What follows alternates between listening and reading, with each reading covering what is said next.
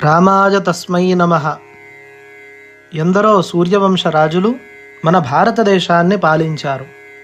హరిశ్చంద్రుడు, దిలీపుడు, రఘుమహారాజు ఈ వంశస్థులే.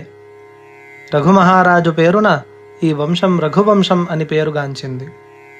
అటువంటి దివ్య చరిత్ర గల రఘువంశ చక్రవర్తులలో దశరథుడు ముఖ్యుడు. సరయూ నదీ తీరంలో ఉన్న అయోధ్యా నగరాన్ని రాజధానిగా చేసుకుని ఆయన పరిపాలన సాగిస్తున్నాడు. ఆయనకు 3 భార్యలు. వారి పేర్లు కౌసల్య, సుమిత్ర, కైకేయి. ఆయన ఆస్థానంలో సకల శాస్త్ర మర్యాదలు తెలిసిన పురోహితులు 3 ఉండేవారు. వారు వశిష్ఠుడు, వామదేవుడు, జాబాలి. వీరిలో వశిష్ఠుడు రఘువంశానికి కులగురువు. వామదేవుడు ధర్మాధర్మ నిర్ణయం చేయగలిగిన న్యాయశాస్త్రవేత్త, పురోహితుడు. జాబాలి కూడా అన్ని నియమాలు తెలిసిన యోగ్యుడు. వీరి 3 సూచనలతో దశరథుడు రాజ్యపాలన చేస్తూ ఉండేవాడు. అయోధ్యా రాజ్యానికి 8 మంది మంత్రులు. వారందరూ రాజనీతి కోవిదులే. వారిలో సుమంతుడు ముఖ్యుడు, ప్రఖ్యాతి గలవాడు. రాజ్యానికి ఎటువంటి సమస్యలు లేవు. ప్రజలు సిరి సంపదలతో తులదూగుతున్నారు. అకాల మరణాలు లేవు, అవినీతి లేదు, కరువు కాటకాలు లేవు. సరైన కాలంలో వానలు పడేవి. ఎటువంటి వైపరీత్యాలు లేని సుభిక్షమైన రాజ్యంగా పేరు పొందింది. దశరథ మహారాజు అన్ని రాజభోగాలు అనుభవించినవాడు. పట్టమహిషి కౌసల్య రఘువంశ రాజుల కీర్తికే మకుటాయమానంగా మిగిలేది. సుమిత్ర భర్తతోనూ సవతులతోనూ సరళ స్వభావంతో ఉండేది. కైకేయి కౌసల్య పట్ల, సుమిత్ర పట్ల ఆప్యాయతా భావంతో, భర్త పట్ల అనురాగంతో ఉండేది. ఈ విధంగా దశరథ మహారాజుకు ఏ లోటు లేదు, ఏ సమస్య లేదు. కానీ పుత్రులు లేని కొరత ఆయన్ను దావానలంలా వేధిస్తోంది. పుత్ర సంతానం కోసం పరితపిస్తున్న దశరథ మహారాజు యొక్క కులగురువైన వశిష్ఠుల వారి అనుమతితో అశ్వమేధ యాగం చెయ్యాలని నిర్ణయించుకున్నాడు. ఈ యాగం చాలా పెద్ద క్రతువు. రాజగురువు వశిష్ఠుడు, రాజపురోహితులు వామదేవుడు, మంత్రులు అశ్వమేధ యాగంకు కావలసిన అన్ని ఏర్పాట్లు చేయడం ప్రారంభించారు. సరయూ నదీ తీరంలో యజ్ఞశాలను నిర్మించారు. శ్రేష్టమైన తెల్లని అశ్వానికి ఆభరణాలు, పట్టు వస్త్రాలతో అలంకరించారు. దీక్షావస్త్రధారుడైన దశరథ మహారాజు అశ్వానికి పూజ నిర్వహించాడు. సమర్థులు, వీరులైన సైనికులను అశ్వంతో పాటు పంపాడు. 24వ మహాయుగ పరిభ్రమణ కాలం త్రేతా ద్వాపరయుగ సంధికాలంలో రావణాసురుడు జన్మించి లంకా నగరాన్ని రాజ్యంగా చేసుకుని పరమశివభక్తుడైనప్పటికీ ఆర్యులను హింసించసాగాడు. అతడి ఆగడాలకు సాధు సజ్జనులు అల్లాడిపోతున్నారు. దేవతలు భయకంపితులయ్యారు. నవగ్రహాలు అతను చెప్పినట్లు వినే దశ దాపురించింది. అష్టదిక్పాలకులు, నవనిధులు, కుల పర్వతాలు, 7 సముద్రాలు అతను చేయు ఆజ్ఞలకి శిరస్సు వంచి సంచరించే స్థితికి దిగజారాయి. మదోన్మత్తుడైన రావణుని గర్వం అణచగలిగేవాడు లేకపోయాడు. అప్పుడు దేవతలు బ్రహ్మను వెంటబెట్టుకొని వైకుంఠానికి వెళ్ళాడు. శ్రీమన్నారాయణుడు శేషతల్పంపై యోగనిద్రలో ఉన్నాడు. మహాలక్ష్మి ఆయన పాదాలు ఒత్తుతున్నది. దేవతలు ఆ దివ్యమంగళ స్వామిని దర్శించి ప్రార్థించి ఇలా అన్నారు: మహానుభావ, దేవతలకు, సత్పురుషులకు విపత్తు కలిగినప్పుడల్లా అవతరించి దుష్టుల్ని శిక్షిస్తున్నావు. కల్పాంతరాలలో మత్స్యావతారం ఎత్తావు. సోమకాసురుణ్ణి సంహరించి వేదాల్ని తెచ్చి బ్రహ్మకు ఇచ్చావు. క్షీరసాగర మథన వేళ మందర పర్వతం మునిగిపోకుండా కూర్మావతారంతో దానిని పైకెత్తి అమృత సాధనకు సహకరించావు. వరాహావతారం ఎత్తి హిరణ్యాక్షుణ్ణి సంహరించి భూదేవిని ఉద్ధరించావు. వామనమూర్తివై ప్రభవించి బలిని పాతాళానికి తొక్కి దేవతలను కాపాడావు. పరశురాముడివై పుట్టి బలగర్వితులైన రాజుల గర్వమణిచావు. ఇప్పుడు రావణుని వల్ల బాధలు పడుతున్న మమ్మలను నీవే కాపాడాలి అని వేడుకొన్నారు. దేవతల మొరవిది శ్రీహరి ఏమీ మాట్లాడలేదు. కానీ బ్రహ్మవైపు సాభిప్రాయంగా చూశాడు. అప్పుడు బ్రహ్మదేవుడు దేవతలతో, దేవతలారా, శ్రీహరి మనపై కరుణించాడు. ఆయన మానవావతారం ఎత్తనున్నారు. దీనికి కారణం లేకపోలేదు. ఘోరమైన తపస్సు చేసిన రావణుడు దేవతల వల్ల తనకు ప్రాణాపాయం లేకుండా చేయమని కోరాడు. అంతే తప్ప మానవుల వల్ల అపాయం ఉంటుందని ఊహించలేకపోయాడు. అందుచేత శ్రీ మహావిష్ణువు భూలోకంలో రామావతారమెత్తి రాక్షస సంహారం చెయ్యాలని సంకల్పించాడు. మీరందరూ మీ మీ అంశలతో మానవులుగా జన్మించండి, నేను నా అంశతో జాంబవంతునిగా అవతరిస్తాను అని తెలియజేశాడు. బ్రహ్మ మాటలు విని దేవతలు ఎంతో సంతోషించారు. తమ కష్టాలు గట్టెక్కే సమయం రానున్నదని తృప్తిపడ్డారు. వాయువు అంశచే అంజనీదేవి యందు ఆంజనేయుడు, సూర్యుని అంశచే సుగ్రీవుడు, ఇంద్రుని అంశచే వాలి, దేవశిల్పి మయుని అంశతో నలుడు ఇలా భూలోకంలో దేవ విభూతి మానవ రూపంలో జన్మించాలని నిర్ణయించుకున్నారు. మహావిష్ణువు అవతరించే శుభ ఘడియకై అందరూ నిరీక్షిస్తున్నారు. ఆ సమయం రానే వచ్చింది. అదే దశరథుని పుత్రకామేష్టి యాగ ముహూర్తం. అశ్వమేధ యాగం నిర్విఘ్నంగా సాగుతోంది. ఇక దీక్ష ముగిసే కాలం సమీపించింది. రథసారథి సుమంతుడు దశరథ మహారాజుతో, మహారాజా, పుత్రార్థి అయిన వాడు పుత్రకామేష్టి చేయాలని శాస్త్రవిధులంటారు. అశ్వమేధంతో పాటు ఆ యజ్ఞాన్ని కూడా నిర్వర్తించండి. మీరు అనుకున్న కార్యం నెరవేరుతుంది. శాంతాదేవి భర్త ఋష్యశృంగుల వారు ఆ యాగవిధి కూలంకషంగా తెలిసినవారు. అంగదేశాధిపతి అయిన రోమపాద రాజు వద్ద ఋష్యశృంగుల వారు ఉన్నారు. ఆయన అడుగు పెట్టడంతో అక్కడ వర్షాలు పడి కరువు తీరిందని విన్నాం కదా. అంతటి దివ్యశక్తి సంపన్నులైన ఆ మహర్షిని ఆహ్వానించి ఈ పుత్రకామేష్టిని జరిపిద్దాము అన్నాడు. దూరదృష్టితో సుమంతుడు చేసిన సూచన దశరథ మహారాజుకు నచ్చింది. వెంటనే లేఖ రాయించి రోమపాద మహారాజుకు విషయం తెలియజేశాడు. త్రికాలజ్ఞాన సంపన్నుడైన ఋష్యశృంగుడు రామావతారానికి తన వంతు కృషి చెయ్యాలని సంకల్పించి శాంతాదేవితో సహా అయోధ్యకు తరలివచ్చాడు. దశరథుడు ఋష్యశృంగుని గౌరవంగా స్వాగత సత్కారాలు చేశాడు. ఋష్యశృంగుని సూచనా సలహాలను అనుసరించి పుత్రకామేష్టికి ఏర్పాట్లు పూర్తయ్యాయి. దశరథుడు కర్త అయ్యాడు. ఋష్యశృంగుడు అధ్వర్యుడయ్యాడు. వశిష్ఠుడు బ్రహ్మస్థానం అలంకరించాడు. స్వర విశారదులైన వేదవేత్తలు ఉద్గాతలయ్యారు. వారు ఉచ్చస్వరంలో మంత్రాలను పఠనం చేసి దేవతల్ని ఆహ్వానం చేస్తున్నారు. దశరథుడు కౌసల్య, సుమిత్ర, కైకేయులతో కలిసి శ్రద్ధాభక్తులతో యజ్ఞం నిర్వహిస్తున్నాడు. దశరథుడు అత్యంత భక్తి శ్రద్ధలతో నియమనిష్టలతో యజ్ఞం జరిపిస్తున్నాడు. యజ్ఞం ఆఖరి రోజున యజ్ఞపురుషుడు అగ్నిగుండం నుంచి అవతరించాడు. అతని చేతులలో పాయసంతో నిండిన బంగారు కలశం ఉంది. ఆ యజ్ఞపురుషుని చూసి అందరూ ఆనందపరవశులయ్యారు. దశరథుని సంతోషానికి హద్దులు లేవు.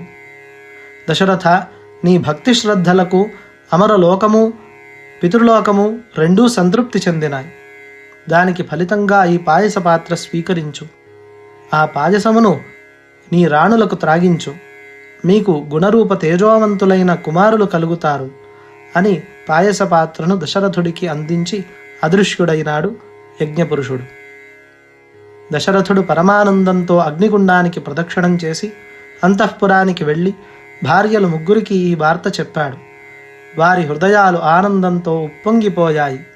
తరువాత దశరథుడు ఋష్యశృంగిని గౌరవపూర్వకంగా సన్మానించాడు. దశరథుడు యాగం విజయవంతంగా నిర్వహించిన ఋత్విక్కులందరినీ గౌరవించి దక్షిణలు సమర్పించి అందరికీ వీడ్కోలు ఇచ్చాడు. దశరథుడు ఆ పాత్రలోని పాయసాన్ని కౌసల్యకు, సుమిత్రకు, కైకేయికి ఇచ్చాడు. ఆ దివ్య పాయసాన్ని ముగ్గురు రాణులు భక్తి ప్రపత్తులతో సేవించారు.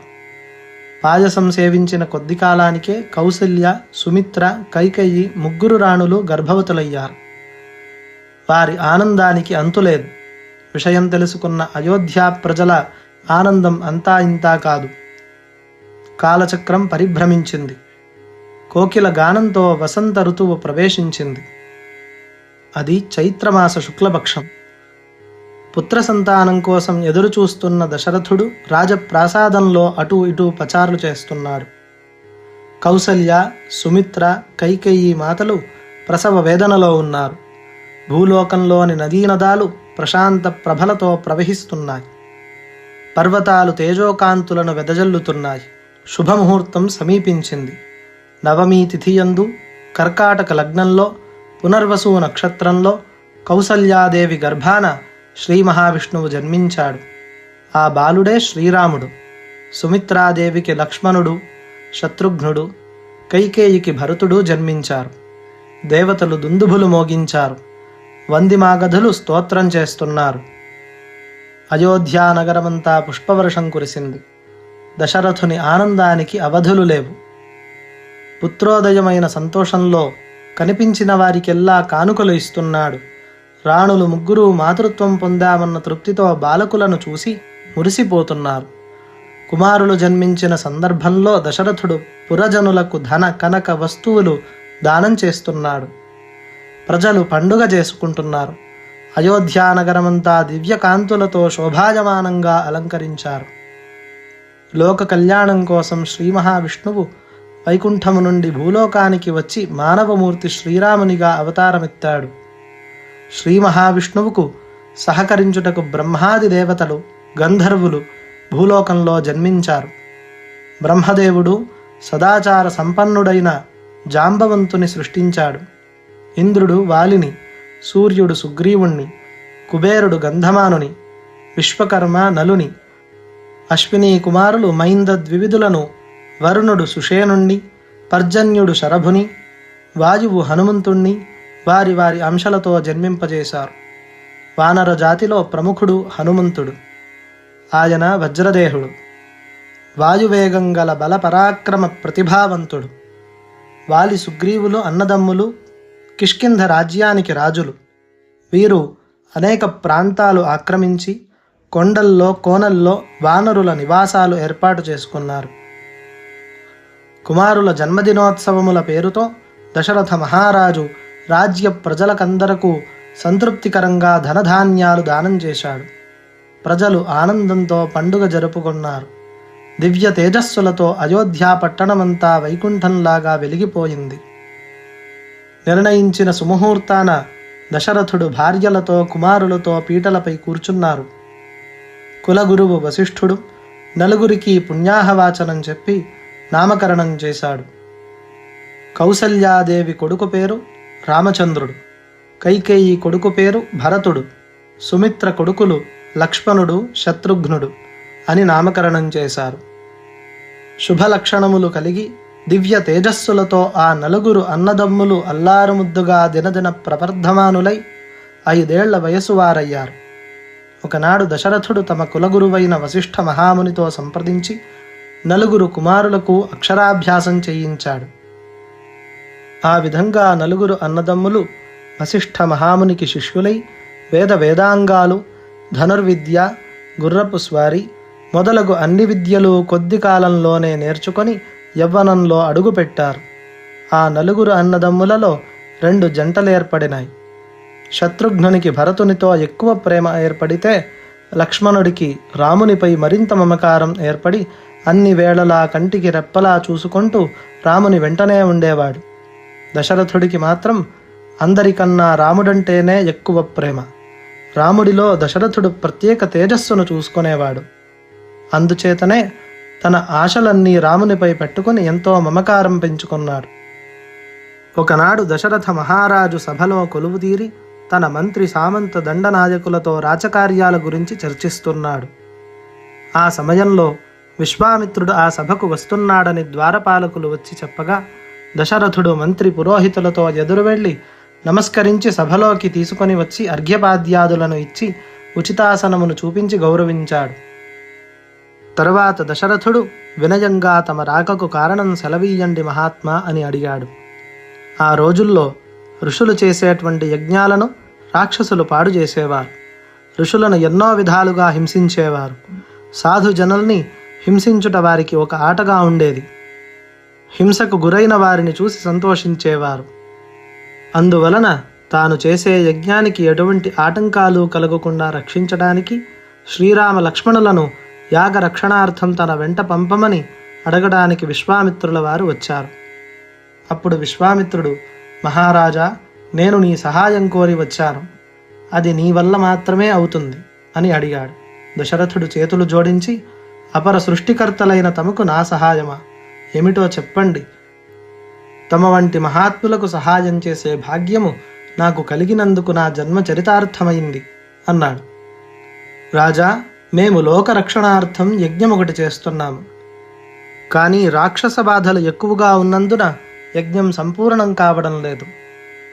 అందువల్ల యాగరక్షణానికి రాముణ్ణి నాతో పంపాలి. రాక్షసులను సంహరింపగలిగిన వాడు రాముడొక్కడే.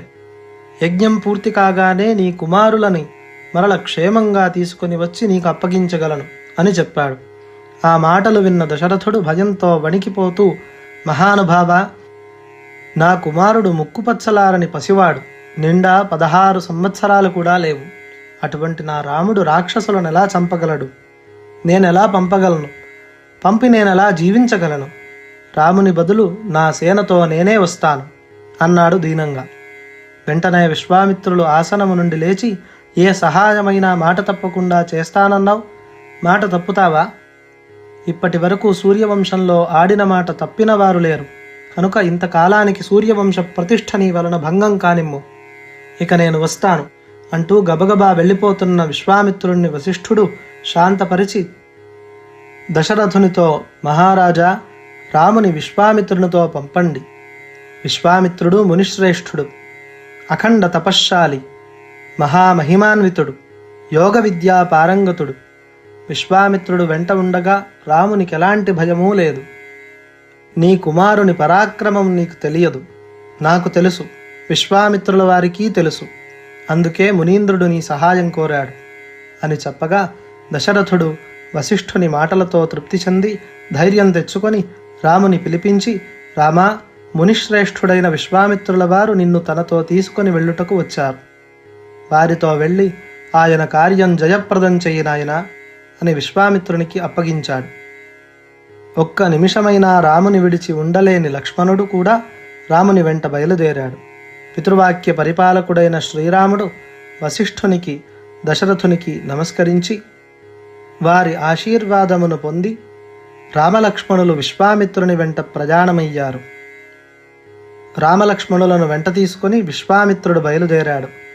రామలక్ష్మణులతో బయలుదేరిన మునీంద్రుడు సరయూ నది దక్షిణ తీరం వైపు ప్రయాణించి ఒకచోట ఆగి, రామా, మనసును ప్రశాంతంగా ఉంచి ధ్యాన నిమగ్నుడవై ఈ సరయూ నదీ జలాలలో స్నానమాచరించి రండి అని చెప్పాడు.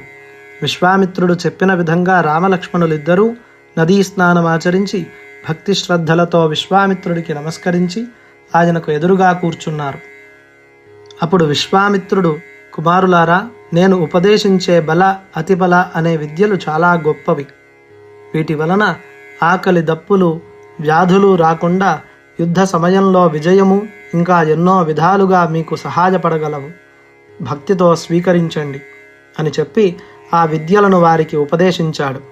విశ్వామిత్రుని ముఖం నుండి ఒక కాంతిపుంజం బయలుదేరి రామలక్ష్మణులలో ప్రవేశించింది.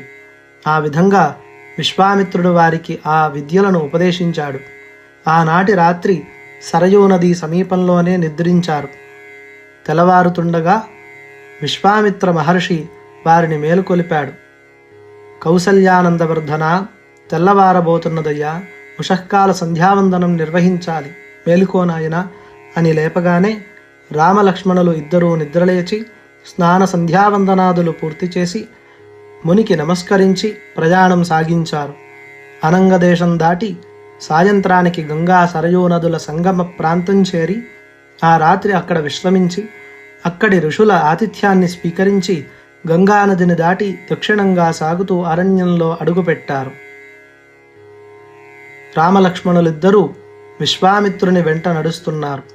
ఆ మునీశ్వరుడు వారికి పుణ్యపురుషుల గాథలు చెబుతూ ఇంకా ఎన్నో విషయాల గురించి వారికి తెలియజేస్తూ అరణ్య మార్గాన బయలుదేరారు. అది అతి భయంకరమైనటువంటి అడవి, క్రూర జంతువులకు నిలయం. నాయనలారా, ఒకనాడు ఈ ప్రదేశమంతా ఎంతో సుందరంగా ఉండేది. ఈ ప్రాంతానికి తాటక అనే రాక్షసి చేరింది. తాటక తండ్రి తపశ్శక్తితో బ్రహ్మను ప్రసన్నుని చేసుకుని తాటకను కుమార్తెగా పొందినప్పుడు బ్రహ్మ అనుగ్రహం వల్ల ఈ తాటకకు 1000 ఏనుగుల బలం ప్రాప్తించింది. దాని కొడుకు మారీచుడు.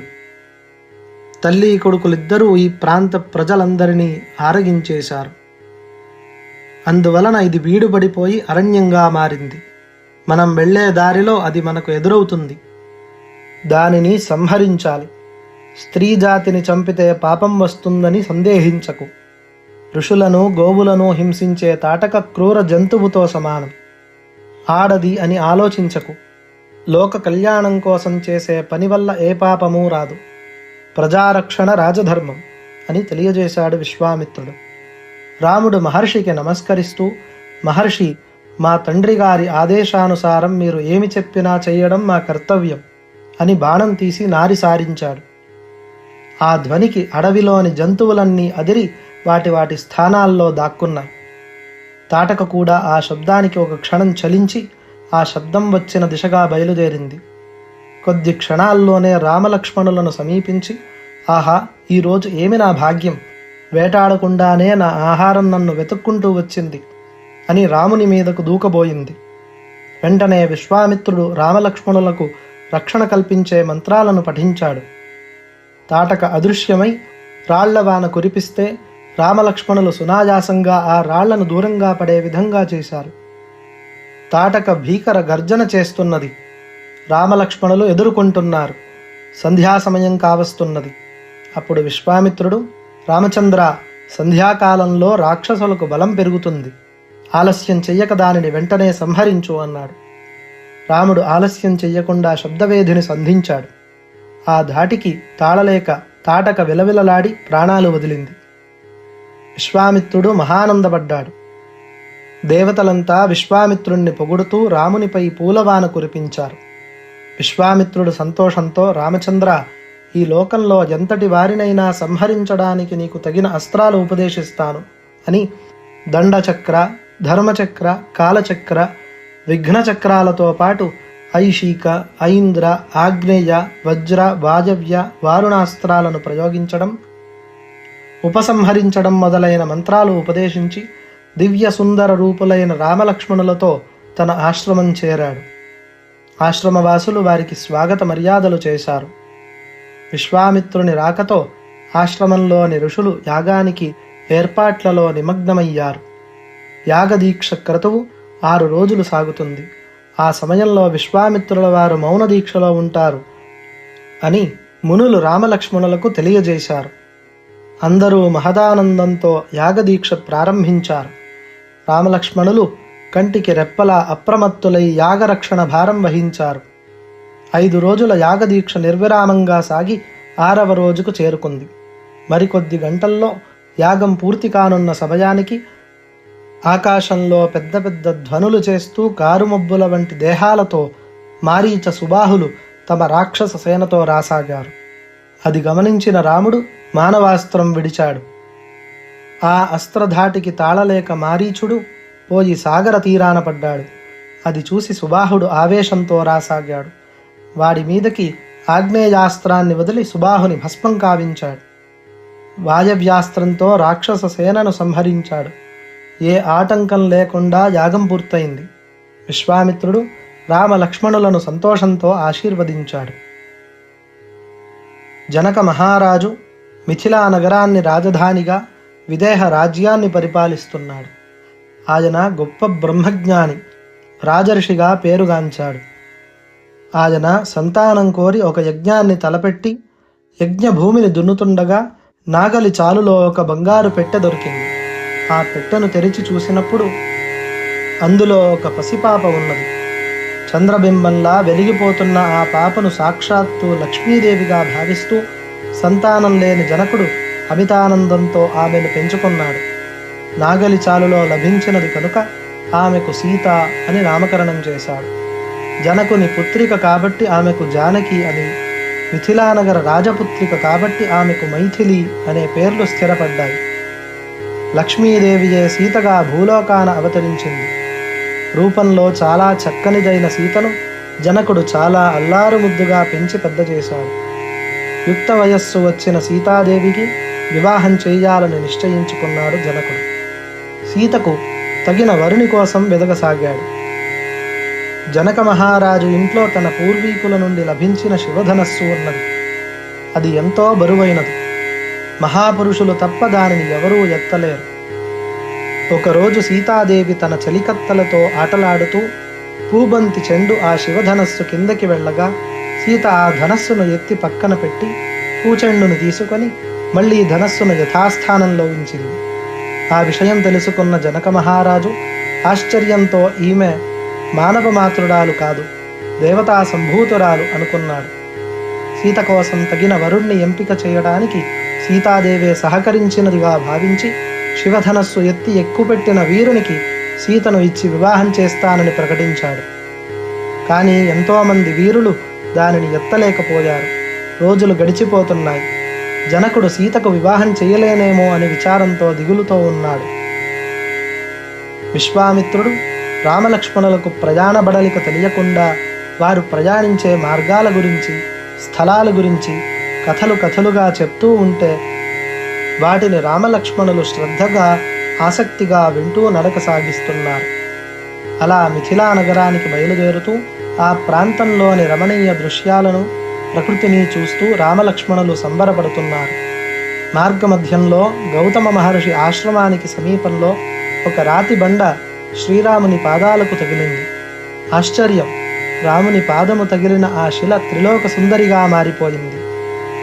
ఆమె వినయపూర్వకంగా రామునికి, విశ్వామిత్రునకు ప్రణామములు చేసింది. శ్రీరాముని భక్తితో పూజించింది. రాముడు ఇంకా ఆశ్చర్యం నుండి తేరుకోలేదు. అప్పుడు విశ్వామిత్రుడు రామునికి అహల్యాశాప వృత్తాంతం ఇలా చెప్పసాగాడు. నాయన రామచంద్ర, అహల్య బ్రహ్మమానస పుత్రిక, గౌతమ మహర్షి భార్య, మహాపతివ్రత. కామమోహితుడైన ఇంద్రుడు అహల్యను పొందగోరి ఒకరోజు గౌతమ మహర్షి తెల్లవారుజామున లేచి నదీ స్నానానికి వెళ్ళాడు. ఇది గమనించిన ఇంద్రుడు గౌతమ మహర్షి రూపంలో ఆశ్రమంలో ప్రవేశించి అహల్య వద్దకి చేరుకున్నాడు. భర్త తిరిగి వచ్చారనుకుని అహల్య భర్తకు ఉపచారాలు చేస్తోంది. అంతలో గౌతమ మహర్షి ఆశ్రమంలోకి వచ్చాడు. తన రూపంలో తన భార్యతో కలిసి ఉన్న ఇంద్రుణ్ణి చూసి కోపోద్రేకుడై ఇంద్రుణ్ణి వృషణహీనుడవుతావని అహల్యను రాతిబండగా మారిపొమ్మని శపించాడు. అయితే ఇందులో అహల్యకు ఏ పాపం తెలియదని గ్రహించి శ్రీరాముని పాదాలు తగిలిన వెంటనే మానవ శరీరం పొందగలవని శాప విమోచనమిచ్చాడు. ఆనాటి నుండి గౌతమ మహర్షి ఆశ్రమ ప్రాంగణంలో రాతి బండగా మారిపోయింది ఈ మహాసాధ్వి. ఈరోజు నీ పాదస్పర్శతో నిజరూపం లభించింది అని చెప్పాడు. అదే సమయంలో గౌతమ మహర్షి కూడా అక్కడికి వచ్చాడు. ఆ విధంగా మళ్ళీ ఆ ముని దంపతులు కలుసుకున్నారు. గౌతమ మహర్షి ఆతిథ్యాన్ని స్వీకరించి అందరూ మిథిలా నగరానికి చేరుకున్నారు. సీతా స్వయంవరం సందర్భంగా మిథిలా నగరానికి తరలి వచ్చిన మహారాజులందరినీ స్వాగతిస్తూ క్షణం తీరిక లేకుండా ఉన్న జనక మహారాజుకు విశ్వామిత్రుల వారు పరివారంతో నగరానికి వచ్చారని కబురు వచ్చింది. వెంటనే జనక మహారాజు విశ్వామిత్రునికి ఎదురు వెళ్ళి గౌరవంగా స్వాగత సత్కారాలు చేసి సుఖాసీనులను గావించాడు. తరువాత పక్కనే ఉన్న జగన్మోహనాకారులైన రామలక్ష్మణులను చూసి మహాత్మా వీరెవరు అని అడుగగా, వీరిద్దరూ దశరథ మహారాజు కుమారులు రామలక్ష్మణులు. నా యాగ సంరక్షణార్థం వారిని నేను తీసుకొచ్చాను అని తెలియజేశాడు. జనకుడు మరింత ఆనందించి రామలక్ష్మణులకు గౌరవ మర్యాదలు, అతిథి సత్కారాలు చేయడానికి ప్రత్యేకంగా పరివారాన్ని నియమించాడు. మరుసటి రోజున సీతా స్వయంవరం జరుగుతోంది. మిథిలా నగరాధిపతి జనక మహారాజు ఆయన పక్కన అతని కుమార్తె సీత ప్రత్యేక ఆసనంపై కూర్చుని ఉన్నది. పలు దేశాల రాజకుమారులు వరుసగా వారి వారికి కేటాయించిన ఆసనాల్లో కూర్చుని ఉన్నారు. సభా ప్రాంగణంలో మధ్యగా ఎత్తైన వేదికపై శివధనస్సు ప్రకాశిస్తోంది. విశ్వామిత్రుడు రామలక్ష్మణులు సభలోనికి ప్రవేశించి వారికి కేటాయించిన ఆసనాల్లో ఆసీనులైనారు. అప్పుడు జనకుడు సభను ఉద్దేశించి ఇలా అన్నాడు: వీరులారా, రాకుమారులారా, ఈ సభా మధ్యంలో ఉన్న శివధనస్సును ఎక్కుపెట్టిన వారిని నా కుమార్తె సీతను ఇచ్చి వివాహం జరిపిస్తాను అని ప్రకటించాడు. ఎందరో మహారాజులు, యువరాజులు, యోధానుయోధులు శివధనస్సును ఎక్కుపెట్టలేకపోయి సిగ్గుతో తలలు వంచుకొని సభలో కూర్చుని ఉన్నారు. కొంత సమయం తరువాత విశ్వామిత్రుడు రాముని వైపు చూసి శివధనస్సు ఎక్కుపెట్టమని చెప్పాడు. విశ్వామిత్రుని ఆశీస్సులతో రాముడు లేచి సభ మధ్యలోకి వెళ్ళాడు. సభలోని రాజులందరూ ఈ బాలుడు శివధనస్సు ఎక్కుపెట్టగలడా అని గుసగుసలాడుకుంటున్నారు. రాముడు శివధనస్సు వద్దకు వెళ్ళి దానికి భక్తితో నమస్కరించి ఒక్క చేతితో శివధనస్సును ఎక్కుపెట్టడమే కాదు, వింటి త్రాడును లాగాడు. అది 2 ముక్కలుగా అయింది. సభలో నిశ్శబ్దం గోచరించింది. అందరూ ఆశ్చర్యపోయారు. జనక మహారాజు సీతాదేవి వెంటరాగా రాముని వద్దకు వచ్చి వరమాలను రాముని మెడలో వేసింది సీతాదేవి. జనక మహారాజు విశ్వామిత్రుని వద్దకు వచ్చి సంతోషంతో ఆశ్చర్యం, అనుకున్న కార్యాన్ని అవలీలగా సాధించిన దశరథ తనయునికి నా కుమార్తె జానకిని ఇచ్చి వివాహం జరిపించుటకు అనుమతించండి. అయోధ్యకు నా సేనా నాయకులను పంపి దశరథుని ఆహ్వానించాలి అన్నాడు. అందుకు విశ్వామిత్రుడు చిరునవ్వుతో ఆమోదించాడు. వెంటనే జనకుడు అయోధ్యకు దూతలను పంపాడు. విషయం దశరథ మహారాజుకు తెలియజేసి వారిని సగౌరవంగా వివాహం జరిపించుటకు కావలసిందిగా ప్రార్థించాడు. దశరథ మహారాజు సంతోషంతో వశిష్ఠ వామదేవాది గురువులతో మంత్రులతో సంప్రదించి వారి అనుమతి పొంది పురోహిత పరివారంతో బయలుదేరి 4 రోజులలో మిథిలానగరం చేరుకున్నాడు దశరథుడు. జనక మహారాజు మహదానందంతో వారికి ఎదురు వెళ్ళి స్వాగత మర్యాదలు చేసి కుశల ప్రశ్నలతో రాజభవనంలో విడిది ఏర్పాటు చేయించాడు. మంత్రి సుమంతుని పిలిచి దశరథుని విడిదికి వెళ్ళి ఆయన్ని సకుటుంబంగా ఇక్కడకు ఆహ్వానించి తీసుకురమ్మని పంపాడు. దశరథుడు, ఆయన 3 రాణులు, కులగురువు వశిష్ఠుడు, విశ్వామిత్రుడు అందరూ జనకుని మందిరం చేరారు. రఘువంశం ప్రతిష్ఠ గురించిన వివరాలు వశిష్ఠుల వారు అవ్యక్త ప్రభువైన బ్రహ్మతో ప్రారంభించి దశరథుడి వరకు ఇక్ష్వాకు రాజవంశాన్ని చెప్పసాగారు. ఈ విధంగా బ్రహ్మ, మరీచి, కశ్యపుడు, వివస్వంతుడు, మనువు, ఇక్ష్వాకువు, కుక్షి, వికుక్షి, బాణుడు, అనరణ్యుడు, పృథువు, త్రిశంకువు, ధుంధుమారుడు, యువనాశ్వుడు, మాంధాత, సుసంధి, ధ్రువసంధి, భరతుడు, అసితుడు, సగరుడు, అసమంజుడు, అంశుమంతుడు, ప్రసేనజిత్తు, దిలీపుడు, భగీరథుడు, కాకుత్సుడు, రఘువు, ప్రవృద్ధుడు, శంఖనుడు, సుదర్శనుడు, అగ్నివర్ణుడు, శీఘ్రగుడు, మరువు, ప్రశుశుక్రుడు, అంబరీషుడు, నహుషుడు, యయాతి, నాభాగుడు, అజుడు, దశరథుడు, ఈయన పుత్రుడు శ్రీరాముడు. ఈ వంశంలో మొదటివాడు మనువు, వివస్వంత మహర్షి పుత్రుడు. కాబట్టి వైవస్వత మన్వంతరంలో దశరథుడు 35వ తరం వాడు అని ముగించాడు. అది విన్న తరువాత జనకుడు తన వంశావళిని దశరథుడికి వివరించాడు. మా వంశావళిలో మొదటి నుండి వరుసగా నిమి, మిథి, జనకుడు, ఉదావసువు, నందివర్ధనుడు, సుకేతువు, దేవరాతుడు, బృహద్రథుడు, మహావీరుడు, దృష్టకేతువు, హర్యశ్వుడు, మరువు, ప్రతీంధకుడు, కీర్తిరథుడు, దేవమీఢుడు, విబుధుడు, మహీధ్రకుడు, కీర్తిమంతుడు, మహారోముడు, స్వర్ణరోముడు, హ్రస్వరోముడు, తరువాత నేను 22వ వాడను. నా కుమార్తె సీత, నా తమ్ముడు కుశధ్వజుడు అని తెలియజేశాడు. ఇద్దరూ తమ తమ వంశాల్లోని గొప్పతనాన్ని, తమ పూర్వీకుల విషయాల్ని చెప్పుకున్నారు. అలాంటి మహనీయులు జన్మించిన వంశంలో పుట్టాం అని తమ పిల్లలు కూడా శీల సంపదలతో, శౌర్య సంపదలతో మంచి నడవడిక కలిగి వంశ గౌరవాన్ని కాపాడేవారుగా, ఇంటి పేరుని నిలబెట్టేవాళ్లుగా ఉంటారని భావించారు. ఇరు వర్గాల వారు తమ తమ వంశ చరిత్రలను తెలియజేసుకొని జనకుని పుత్రిక సీతను రామునికి, జనకుని అన్న కుమార్తె ఊర్మిళను లక్ష్మణునికి, జనకుని తమ్ముడు కుశధ్వజుని కుమార్తెలు మాండవి, శృతకీర్తులను భరత శత్రుఘ్నులకు ఇచ్చి వివాహం చేయడానికి నిశ్చయించుకున్నారు. వశిష్ఠ విశ్వామిత్రాది మునులు కళ్యాణ ముహూర్తం నిశ్చయించారు. శ్రీరామ లక్ష్మణ భరత శత్రుఘ్నులకు మంగళకర స్నానములు చేయించి నూతన వస్త్ర ఆభరణములు ధరింపజేసి పెళ్లి కుమారులను చేశారు. శతానందుని ఆదేశానుసారం గంధపుష్పములచే అలంకరించిన వేదిక దగ్గరకు మొలకలెత్తుతున్న నవధాన్యాలు నిండిన పాత్రలను, ధూపదీప శంఖ పాత్రలు, పేలాలు, అక్షింతలు నిండిన పాత్రలు అక్కడకు చేర్చారు. దర్భలు పేర్చి అగ్నిని ప్రజ్వలింపజేసి వేదమంత్రాలతో హోమం సాగిస్తున్నారు వశిష్ఠ మహర్షుల వారు. రంగరంగ వైభవంగా దేదీప్యమానమైన వేదికపై మంగళ వాయిద్యాలు, దేవదుందుభులు మోగుతుండగా వివాహాలు జరిగాయి. దేవతలు పుష్పవర్షం కురిపించారు. మునులు ఋషులు ఆశీర్వదించారు. సీతారాముల కళ్యాణంతో మిథిలా నగరమంతటా సందడిగా ఉంది. ఎక్కడెక్కడి నుండో వివాహం చూడటానికి తండోపతండాలుగా జనం తరలివచ్చారు. సీతారాముల కళ్యాణం చూసి ఆనంద పరవశులైనారు. వివాహమనంతరం దశరథుడు నూతన వధూవరులను వెంట తీసుకొని విడిది మందిరానికి చేరాడు. విశ్వామిత్రుడు ఆ రాత్రి అక్కడ విశ్రాంతి తీసుకొని ఉదయాన్నే అందరినీ ఆశీర్వదించి తపోదీక్ష వహించడానికి హిమగిరీంద్రం బయలుదేరాడు. మరునాడు జనకుడు బంగారు పళ్ళాలలో రత్నహారాలు, మణిభూషణాలు, పట్టు వస్త్రాలు, ఏనుగులు, గుర్రాలు తమ కుమార్తెలకు కానుకలుగా ఇచ్చి యోగ్యులైన దాసీజనాన్ని కూడా వారితో పంపాడు.